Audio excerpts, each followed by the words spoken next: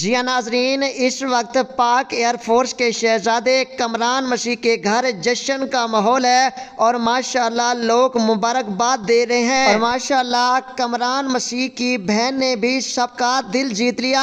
ये आप लोग कमरान मसीह की बहन का बयान सुन लें। जी किदा हो सारे, उम्मीद करदी हां ठीक होवोगे।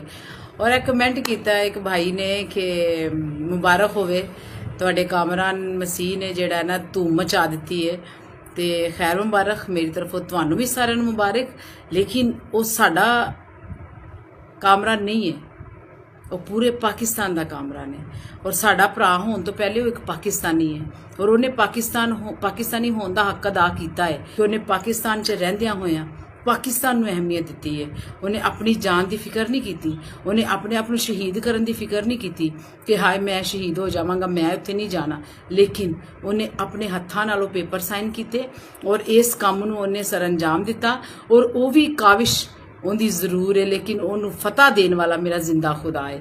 तो मैं उम्मीद करदी हाँ कि सारे पाकिस्तानी इस टाइम उन्होंने सिर्फ एक मसीही के नां तो नहीं बल्कि एक पाकिस्तानी के नां तो जाननगे।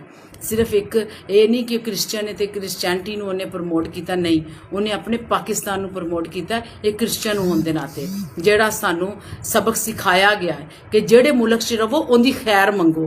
तो असी पाकिस्तानी हाँ, असी पाकिस्तान च रह के अपने पाकिस्तान की खैर मंगनी। तो मैं शायद बहुत ज़्यादा बोलनी पई, एक्साइटेड हाँ बहुत ज़्यादा भाई वास्ते। ते भाई कामरान खुदावन तुहानू लंबी उम्र देवे और ते कामरान भी जिंदाबाद ते पाकिस्तान भी जिंदाबाद। सदा सलामत रहो, सदा खुश रहो।